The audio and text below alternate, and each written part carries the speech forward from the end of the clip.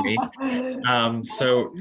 Welcome to our 11th session of the Boosters and Beyond series, Building Quality Improvement Resilience. Today, we're going to be talking about readmissions. Before we start, we just want to remind you about who we are at the IPRO QIN-QIO. So we are the federally funded Medicare Quality Improvement Organization contract holder throughout 12 regions across the United States. You can see here that IPRO covers New York, New Jersey, and Ohio. Health Centric Advisors covers Connecticut, Maine, Massachusetts, New Hampshire, Rhode Island, and Vermont, while Clarent covers Maryland, Delaware, and District of Columbia. So if you hear the name Health Centric Advisors, Clarent, or IPRO, you know that you're working with the IPRO QIN-QIO. And now I will pass it over to Mary Ellen to talk a little bit about boosters before we get into our topic of the day. Thanks, Josh. I'm just, I put a screenshot up and You went back to, you're muted again, Mary Ellen. Oh, the tech gremlins. I was trying to talk and put in the chat at the same time, but okay. So I just sent a link in the chat to folks because the COVID-19 vaccine resources are constantly changing. So trying to, keep up with those to send out to you. But I like this immunization schedule. It is an interim. So again, check back with CDC as I will and post this for you folks on the schedule. And as everybody knows, the CDC has recently recommended a bivalent booster. They call it a reset for the fall. So they were very excited to recommend this vaccine for a number of reasons. I think the schedule is a lot simpler when you're looking at what up to date means and trying to get booster vaccines into arms. This bivalent vaccine gives better protection against not only the original COVID strain, but the circulating variant right now. It helps restore protection that has waned since our previous vaccinations and provides a broader coverage against the newer variant. So the thought is, at least from the CDC's perspective, that there has been a little bit of a lull with COVID infections, although I would say there's probably been a modest increase. If we're listening to you folks about, you're still seeing COVID, and I believe there's 500 infections still going on daily with about 400 hospitalizations a day as well. So it's still out there. So this is a perfect opportunity to get these boosters. They are available. Again, the thought is that the COVID-19 vaccine loves the indoors. I mean, the virus, not the booster. The virus likes the indoors. So November and December, there is some concern with the flu coming and COVID that is going to be a problem this winter. So hopefully this will squelch any potential surge and we can avoid what happened last year. I don't know if I have another one, Josh. Oh yeah. So this just is another screenshot of the resource I just sent to folks.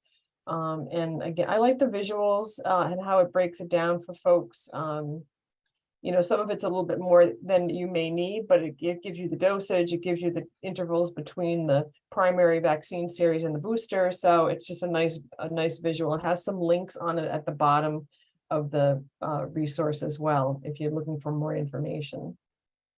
Next, again, these are the links to the one I just put in the chat. I'm going to try to put the other one in as well while Janice is talking.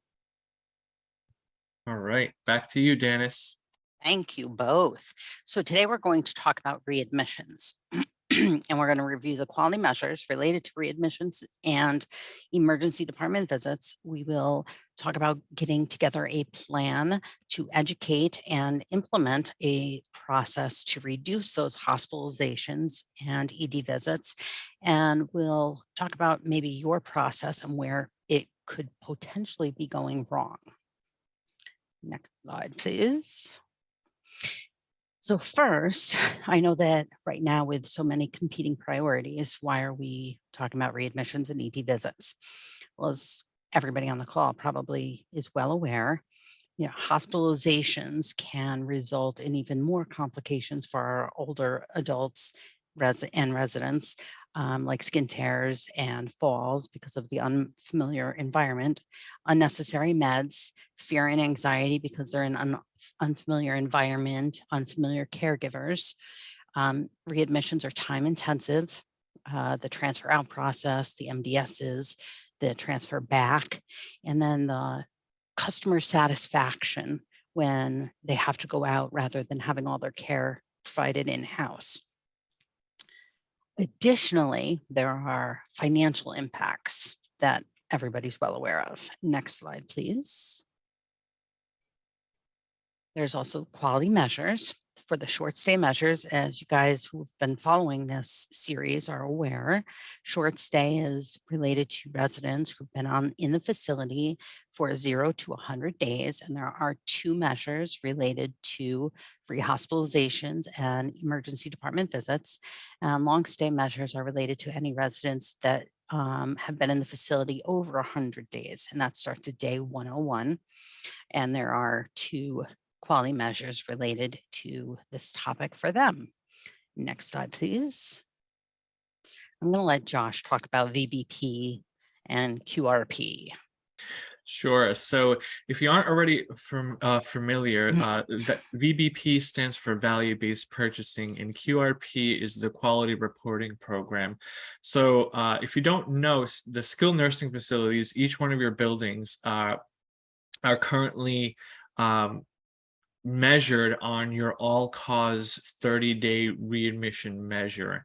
So this specifically measures the rate of all-cause unplanned hospital readmissions for your residents within 30 days of discharge from their hospital stay. So there are specific monies that are allocated with the incentive payments based on your performance related to this 30-day all-cause measure. And you're beginning in October, and so next month, you're actually going to be in a measurement phase for your fiscal year of 2025. So you can actually, by working on your readmissions and reducing your readmissions, you can actually work towards incentive payments that your building's later going to receive in the next couple of fiscal years. There's additional information specifically related to this SNF readmission measure that I provided in this link below. So if you want to get familiar with that, it's very important. And I will pass it back to you, Dennis. Thank you, Josh. So when I was thinking about readmissions and emergency department visits, I was trying to think of how we could impact this cycle or the whole process and how we could break it down to make some kind of a difference in our facilities. And I started reflecting back in the, on the 30 years of nursing between acute care. I've worked in the hospital in various units up to and including ICU, and then long-term care. And it seems like with every transfer, there's 3 points or 3 buckets where there's a potential gap or a potential opportunity for improvement. And that's with like the change of condition, communication with family, and the communication with the physician. So I thought maybe we'd take this time to focus on those 3 topics and 3 buckets and see if any of those resonate with any of you guys. So next slide, please. So first, we're going to talk about opportunities to impact identifying a change in condition. First, do you have a proactive process in place to identify at-risk patients or residents, like those people with CHF that are not quite stable?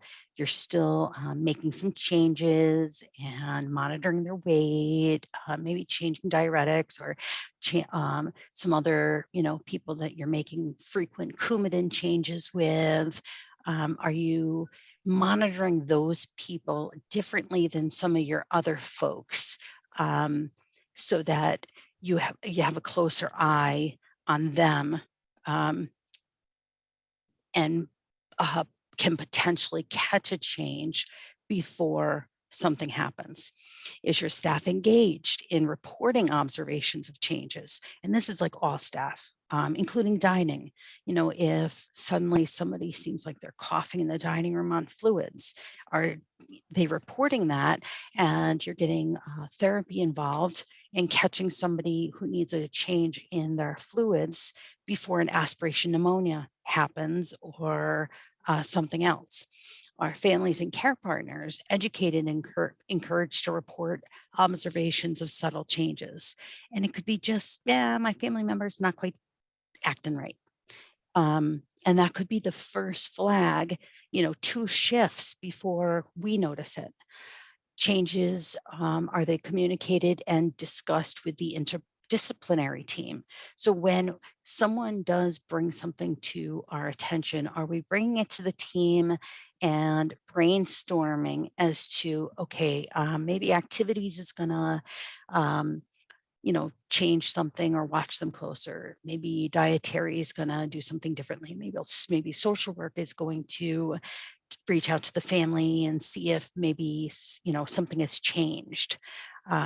Do you have a consistent process for making and communicating changes if you've made a change in the care plan? Because sometimes I know how crazy it is.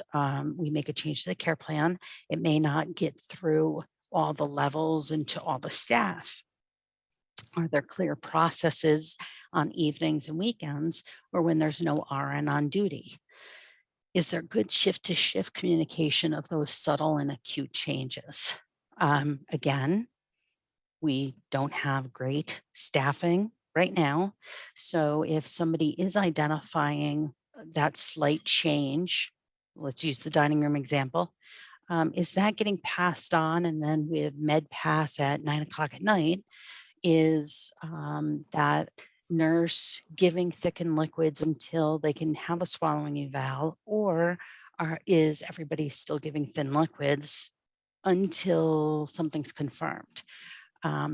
Is there assessment and critical thinking being done before notification of the provider?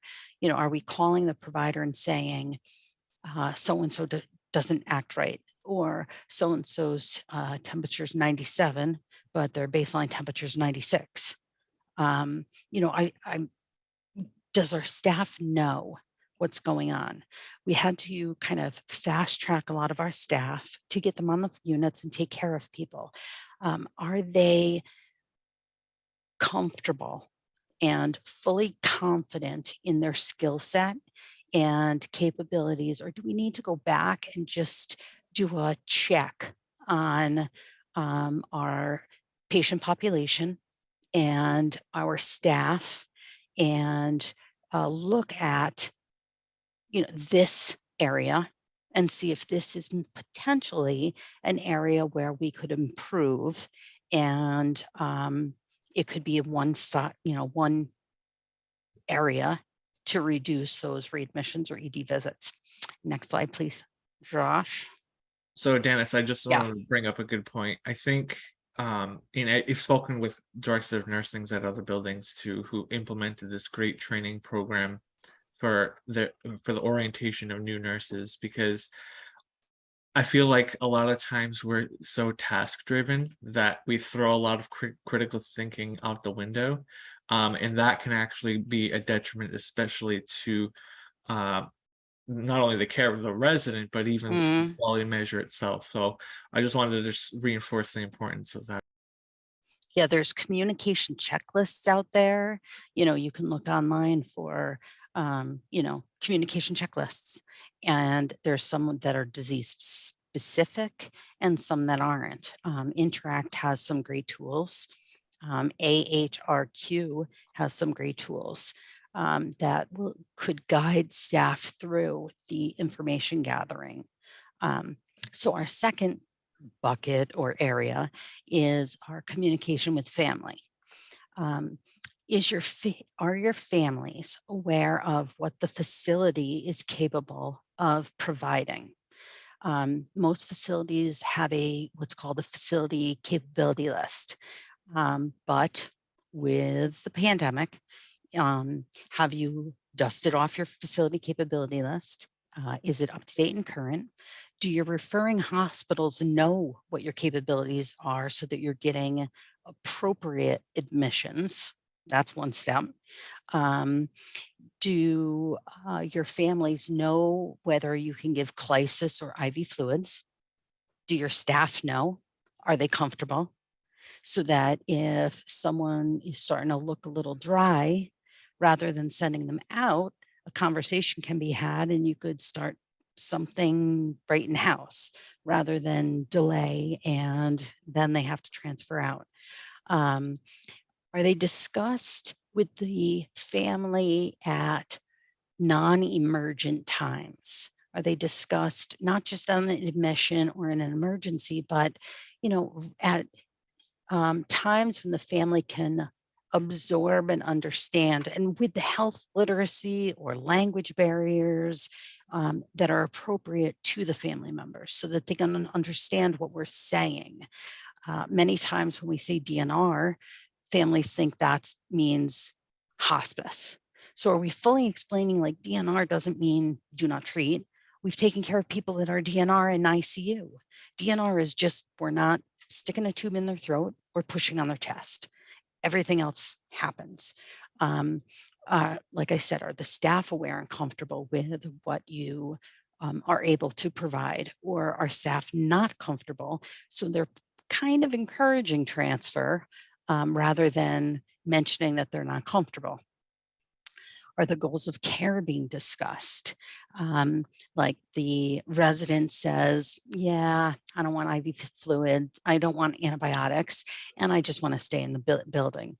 But they've never talked to their family about that. So the family is pushing, from 2 states away for them to go to the hospital because these, conversations have never been had.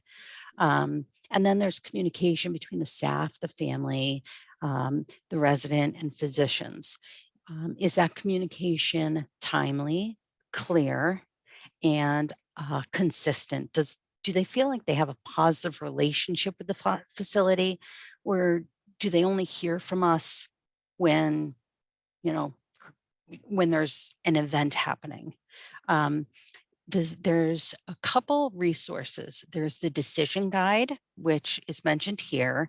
It talks through conversations with residents, families, friends, caregivers on whether to go to the hospital or stay in the facility, the risks and the benefits.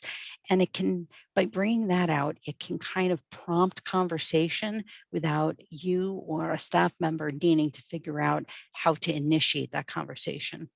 There's also resources called Our Family, Our Way from Miami University in Ohio. And they actually, for those families that say, oh, I can take mom home, and then they get home and they realize, I didn't think of these things. Our Family, Our Way has checklists for families and the resident to go through that covers all the things that will be needed at home. And, sometimes the families will find, okay, we got it covered. Sometimes the families will find, ooh, yeah, we can't do this. Mom needs to stay in the nursing home. But it's a non-confrontational way to have these discussions because you're giving the control over to the families and the resident. They're just planning the discharge. There you go. And then they'll come back to you and say, we realized we can't do all this. So is that maybe where your area of improvement could be, is communicating with the family and having, better expectations? Next slide, please. Then we have communication with the medical provider. The medical provider only knows what he's told. The medical provider cannot be there all the time. When we're calling the provider, are we giving him the information in a timely manner so he can initiate interventions before a transfer is needed, like, you know, that those coughing on liquids, you know, 3 shifts, 4 shifts before, you know, we notice that somebody's got a fever and, you know, whatever else. Are we letting them know those subtle changes in that person with CHF? Are we communicating those changes routinely so that we can avoid those transfer, being on top of those high risk people? Are we handing off at-risk residents? You know, for an on-call provider, maybe, you know, making a plan with your regular provider for certain residents, so that the on-call provider is just aware that you might be touching base on a resident or something, rather than calling them at 3 in the morning and saying so and so doesn't look right. Because you know, if you call them 3 in the morning and so doesn't look right, it's going to be a transfer. Is there a facility process to assess and discuss with other team members prior to transferring to the provider? Just because nobody knows everything. There's always someone else that may have another idea, another view, or just to confirm, okay, you've got everything you need. You've got your labs, you've got all your meds, you've got the med changes, you've got the vitals, you've got, I think, you know, you've got everything you need to make a, you know, good conversation with the medical provider. And then when the physician or medical provider makes the decision, can the provider say confidently that the information they were provided assisted their decision? Or will they say that they didn't have the correct information, so they had to transfer the person?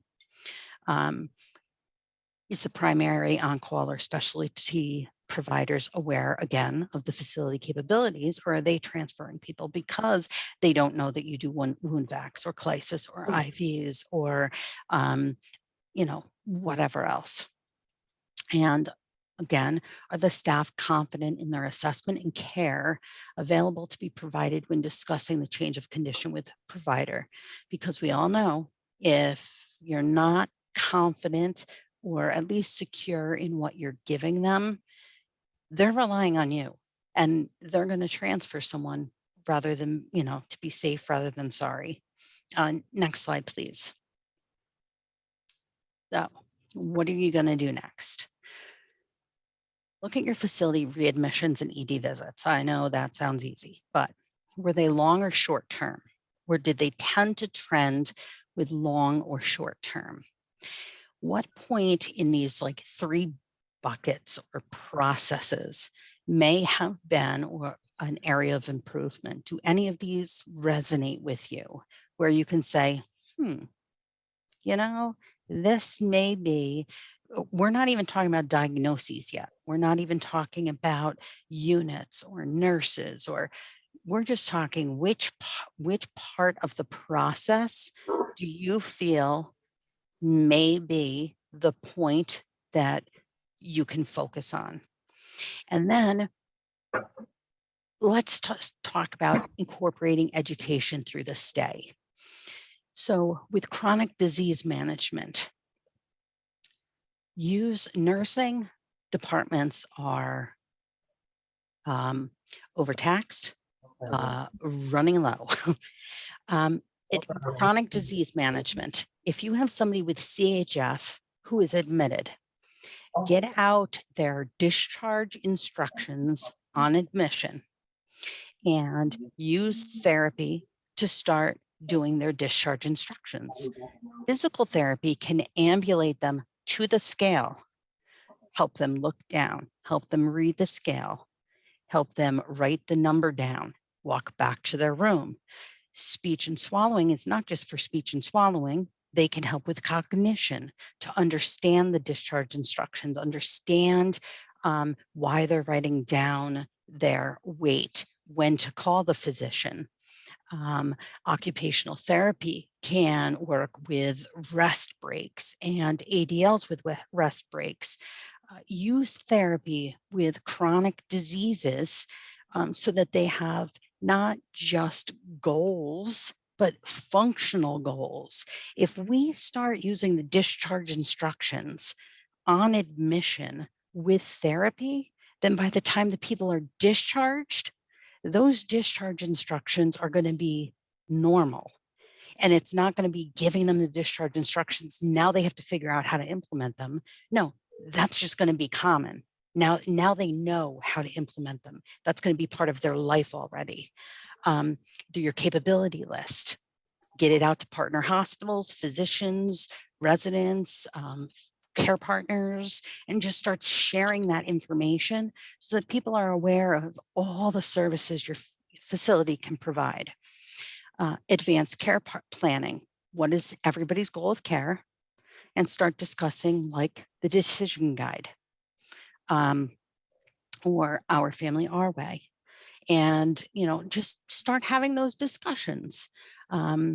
Stay or go, you know, and talking about the potential adverse effects of transfers and readmissions. And as I said, communication tools. If that's an area where you think that you could possibly impact your process, not just readmission rates and ED visits, but your staff competence and your residents, because that change of condition, then start looking for some communication tools to assist your staff, because it's not just for communication. Those communication tools will help them with their critical thinking and help them learn. Oh, I didn't change a mental status. I didn't think of that. Let me try that. Oh, I didn't think of that. Let me try that. And so even before they're making phone calls, they're thinking, they're putting new interventions into use. They're, you know, it could be a tool that's passed from shift to shift before a physician is called. There's just trying to share thoughts and ideas to break the cycle and figure out where the process can be possibly improved. Do we have a slide about our next series, Josh? We do in a next couple ones. So okay. So with that, I thank you, Dennis. This is a lot of information to digest, and I think you really bring up some great points. You know, I was part of a project called Project Red, which was re-engineered discharge process. And one of the main philosophies behind it was to actually have the residents be their own main advocate and actually part of their discharge process. So I love the idea of, you know, utilizing therapy for the chronic disease management residents and getting them actually involved throughout their entire stay in preparation of discharge, because all too often they're just being told, you know, handed everything at the end of the stay, not, you know, building any positive habits that's actually going to be meaningful for them once they're discharged. So while we have you here, CMS has actually reached out to the QIOs to ask and help ensure that all nursing homes have a safe visitor policy and established cohorting plan for COVID-19 within their buildings, especially as we're heading into the fall and winter. Like Mary Ellen mentioned, COVID loves it when you're staying indoors close together. So if you have an opportunity to please take this survey, it's only 2 seconds. It helps provide us with information that we can help and follow up back up with you. If you've taken the survey already before, it won't let you take it again. So check out the link anyway, just to make sure that you can get it completed for your building. I'm going to be putting that into chat.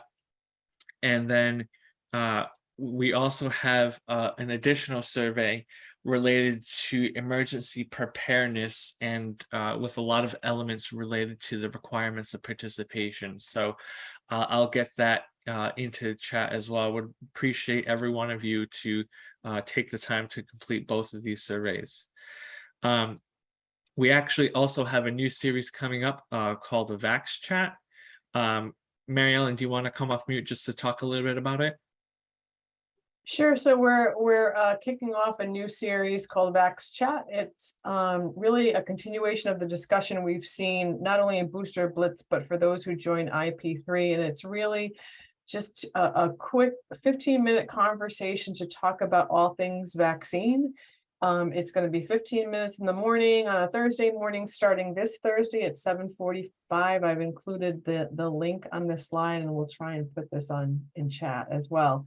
But come join us. The one registration link will link you to all the sessions we are going to be running this through April. So lots of different topics on vaccine and vaccine strategies. And hopefully this is just another useful resource for folks, being respectful of your time, but hoping to get some more information out on vaccines. So we're looking forward to it. Melanie and I are co-hosting it. So we hope it's enjoyable as well as informative. Thanks, Mary Ellen. So as Dennis mentioned, we are coming to a close of our current series for boosters and beyond, talking about quality improvement and various quality measures. And we're actually planning to have our next series to actually be focused on further discussions on readmissions.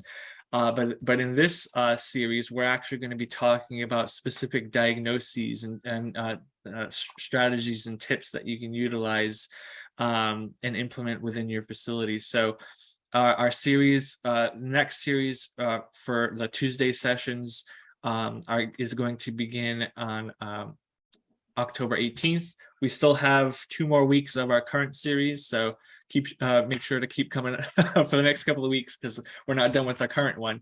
But our next series, like I mentioned, will begin on October 18th. So make sure you mark your calendars out and watch out for outgoing information related to the next one.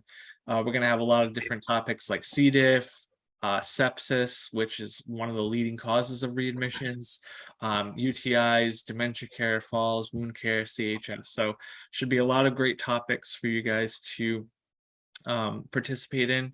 And at this point, we'd like to open it up. If you can take yourselves off mute or put any questions in chat, we'd love to hear about any questions from today's session. We hope that you're going to be able to utilize, maybe taking a look at those 3 different strategies that Dennis mentions in preparation for our next series. So any questions or anything anybody wants to put in chat? And I'll get those links into chat as well regarding the surveys.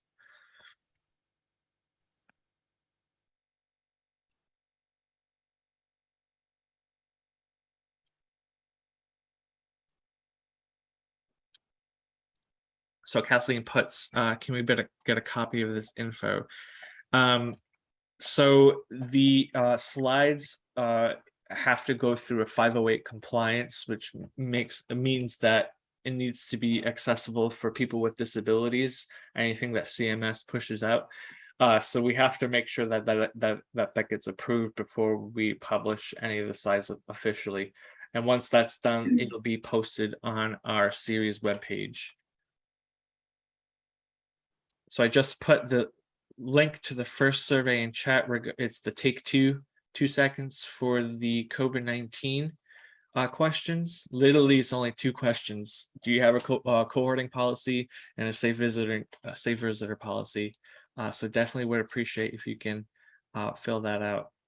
And I'm also putting the second one for the emergency preparedness.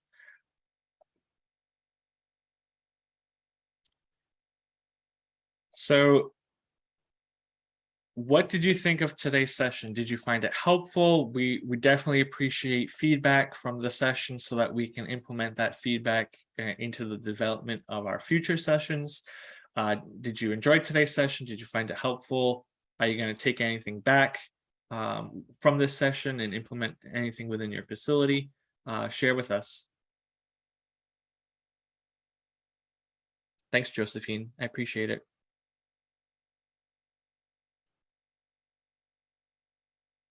Thank you, Annette.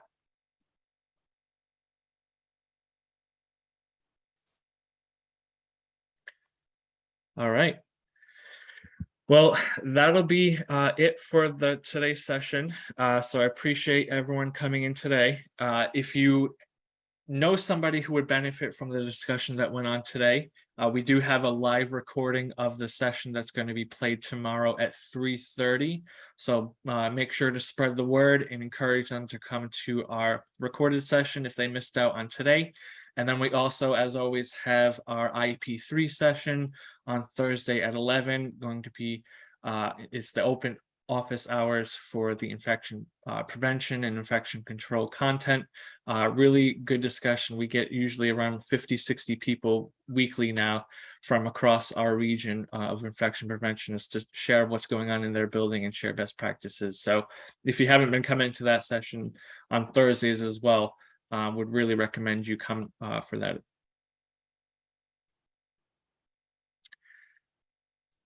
Or share it with your infection preventionist. Correct. Thank you. And with that, I will end the call for today. Thank you so much, everyone, for your time. I appreciate it.